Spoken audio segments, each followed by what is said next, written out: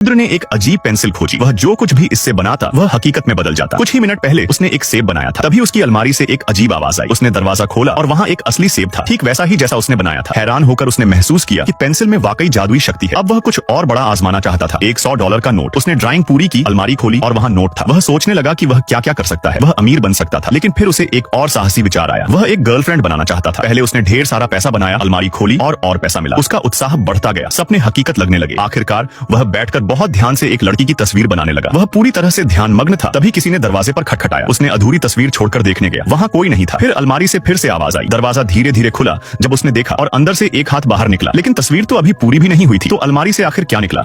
बच्चा अचानक दौड़ता हुआ आया और उस आदमी से टकरा गया और ठीक उसी पल एक अजीब घटना घटी। उसके छोटे छोटे तैराक अचानक म्यूटेट होने लगे। एक ही सेकंड में वे रॉकेट की तरह बाहर निकलने लगे। कोई भी नहीं रुका। सामने एक चमकता हुआ बुलबुला नजर आया, जैसे किसी जादू की तरह। हर एक तैराक अपनी जान बचाने के लिए दौड़ रहा था। रफ्तार अचानक तेज हो गई, लेकिन नए संसार में दाखिल होने का मौका सिर्फ एक के लिए था। इसलिए उन्होंने दोस्ती छोड़ एक दूसरे को फाड़ना शुरू कर दिया। जितना पास आते गए मुकाबला उतना ही भयंकर होता गया। तभी एक ने चालाकी दिखाई। जब बाकी सब आपस में लड़ रहे थे, वो चुपचाप फिसलकर सीधे अंदर घुस गया। बुलबुला उसी वक्त आतिशबाजी की तरह चमक उठा और इस तरह दीपा बिना जाने ही गर्भवती हो गई। वक्त बीतता गया, महीनों गुजर गए। फिर वो दिन आया, बच्चे का जन्म और पिता। वो तो पूरी तरह हैरान था। दीपा का पेट जैसे कोई गहरा खड्ड। एक के बाद एक बच्चे उसके पेट से बाहर आते जा रहे थे, लेकिन दीपा वो तो एकदम बेपरवाह अस्पताल के बेड पर बैठी हुई अपने नाखूनों में नेल पॉलिश लगा रही थी। मिनट दर मिनट बीत रहे थे और पिता उसकी गोद में तब तक 1 दर्जन बच्चे आ चुके थे। फिर भी दीपा रुकी नहीं और फिर अचानक बूम, वो आदमी पसीने में भीगा हुआ नींद से उछल पड़ा। समझ गया ये सब एक डरावना सपना था। जिमी ने घबराते हुए ब्रीफ केस को खरीदार के सामने रखा। हैरानी की बात यह थी कि खरीदार ने अंदर की चीजों की ओर देखा तक नहीं। इसके बजाय उसने चमचमाते हीरों से भरा एक पूरा बैग जिमी की ओर उछाल दिया। जिमी की आंखें तुरंत चमक उठी। उसने तुरंत ब्रीफ केस खोला,